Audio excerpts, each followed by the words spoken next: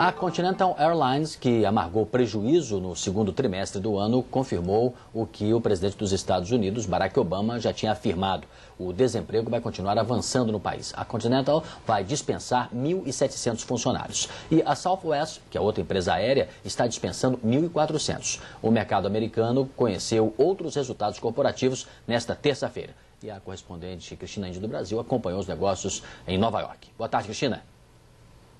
Boa tarde, Sidney. A temporada de balanços corporativos do segundo trimestre continuou hoje com a divulgação de resultados de empresas de diversos setores. A fabricante de equipamentos pesados Caterpillar teve lucro perto de 400 milhões de dólares, representa queda de 66% na comparação com o mesmo período do ano passado. A receita caiu 41%, passando para quase 8 bilhões de dólares. A empresa, no entanto, conta com a retomada da economia até o fim do ano para recuperar o seu desempenho. A Coca-Cola apresentou lucro líquido acima de 2 bilhões de dólares, elevação de 43% em relação ao ano anterior. O resultado foi melhor que o esperado. A alta nos ganhos na China e na Índia influenciaram o balanço. A controladora da United Airlines divulgou lucro trimestral de 28 milhões de dólares, mas a queda de demanda vai obrigar a empresa a reduzir em 7% o número de voos internacionais. Outra companhia aérea em dificuldade, a Continental Airlines, vai cortar 1.700 empregos e aumentar em $5 as tarifas de transporte de bagagens em voos domésticos. A empresa teve prejuízo de 213 milhões de dólares e queda acima de 22% na receita. Na avaliação da companhia, o temor da gripe suína ajudou a reduzir ainda mais a demanda de passageiros. Prejuízo também para a Merck. A farmacêutica teve queda de 12% no lucro líquido entre abril e junho. Ainda assim, o resultado superou as expectativas. O faturamento declinou 3%, passando para quase 6 bilhões de dólares. No grupo químico DuPont, o lucro atingiu 417 milhões de dólares, queda de 61%. A receita caiu 22%. No varejo, as vendas das redes de lojas cresceram 0,5% na semana passada. No período anterior, houve queda de 0,9%. O barril do petróleo começou negociado a $65, alta de 1,49%.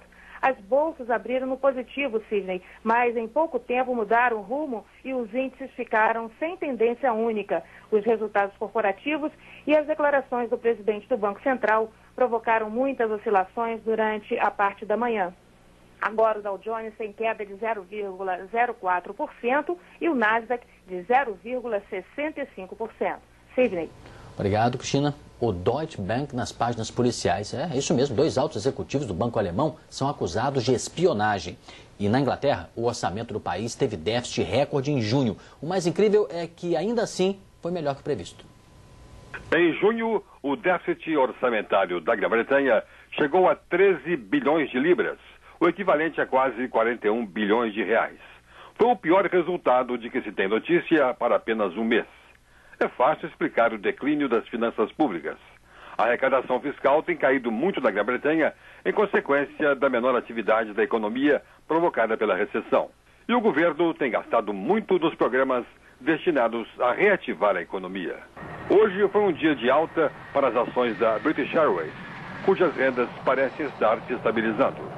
Mas a Ryanair, a maior companhia europeia de voos baratos, anunciou um corte de 40% dos voos operados na principal base na Inglaterra, devido à baixa demanda. O corte vai vigorar de outubro até o fim do inverno no hemisfério norte. Um escândalo de espionagem abala o Deutsche Bank, o maior da Alemanha. 2 altos executivos foram afastados sob a suspeita de terem mandado espionar um cliente do banco. As notícias falam que a polícia alemã está investigando as alegações de espionagem. O primeiro-ministro japonês Taro Aso anunciou a dissolução da Câmara de Deputados para as eleições legislativas no final de agosto, cujos resultados devem mudar o cenário político da segunda maior economia do planeta. O primeiro-ministro já havia anunciado na semana passada que pretendia convocar eleições legislativas antecipadas para 30 de agosto, depois da dissolução do parlamento. Aso tinha até outubro para dissolver o parlamento, mas vinha adiando a decisão na esperança de recuperar o índice de aprovação. Mas depois do partido ter sido derrotado nas eleições locais em Tóquio, ele decidiu antecipar o pleito. Além da dissolução do parlamento, Taruaço apresentou um pedido de desculpas por ter causado a queda no índice de aprovação. As pesquisas de intenção de voto apontam para uma vitória do Partido Democrático do Japão, que faz oposição ao governo atual. Se a pesquisa for confirmada, vai chegar ao fim mais de meio século de governo quase ininterrupto do Partido Liberal Democrata. O imperador Akihito deve dar a aprovação simbólica para a dissolução da Câmara. Nas bolsas de valores da Ásia, o dia foi de ganhos. O índice Nikkei, da Bolsa de Tóquio, fechou com a maior alta em 2 semanas. A esperança de mais resultados corporativos sólidos tranquilizaram os investidores, que esperam que uma recuperação da economia americana esteja tomando forma. E vamos ver os números do mercado financeiro internacional.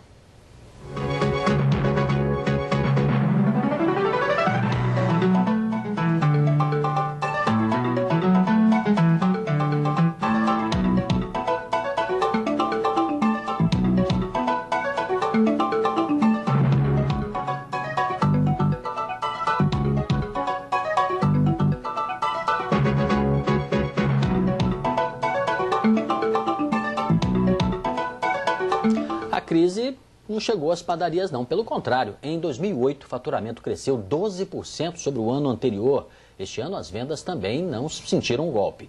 E para melhorar ainda mais esse cenário, começa hoje em São Paulo a Feira Internacional de Panificação e Confeitaria, com as principais novidades deste negócio, que vai muito além da venda de um bom pão francês. Este é o principal evento do ano para empresários, trabalhadores e consumidores do setor de panificação e confeitaria, um dos 6 maiores segmentos industriais do país, responsável por cerca de 2% do PIB e pela geração de 2 milhões de empregos diretos e indiretos.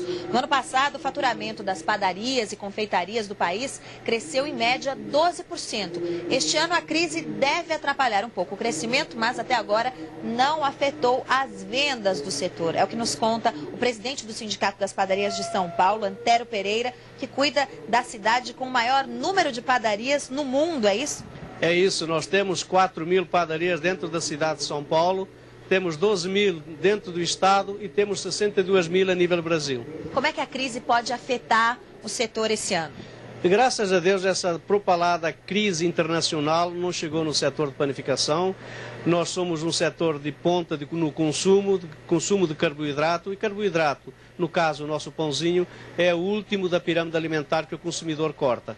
Mas a gente sabe que agora a padaria é mais do que pãozinho, do que o pão francês, né? Agora hoje a padaria vende bolos, também serve como restaurante, adega. O senhor acha que essa diversificação ajuda ou atrapalha nesse momento de crise? Ajuda porque é um mix maior de produtos para poder serem vendidos, né? Uma quantidade maior. Hoje a padaria, principalmente em São Paulo e em algumas cidades do Brasil, está se modernizando, está servindo de exemplo, inclusive, para países europeus.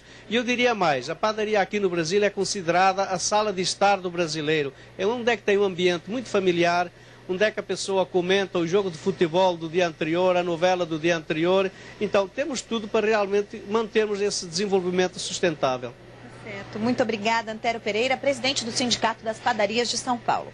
Renata Ribeiro para o Conta Corrente. Marco, eu estava admirando ali, né? Para quem não almoçou, não sei se você já almoçou ou não, mas esse pãozinho saindo assim, quentinho, beleza, né? É ótimo. É ótimo, tanto aqui em São Paulo, que é o lugar do Brasil. Vamos agradecer a participação do nosso convidado, Marco Antônio Frank, que é da Platina Investimentos. Obrigado, Marco, por ter vindo. Sempre um prazer. Uma boa tarde, prazer é nosso. E o Conta Corrente fica por aqui. Assista a seguir ao programa Estúdio I. Na entrevista especial, Eduardo Grilo conversa com o grupo Quarteto em Si. Até a próxima edição.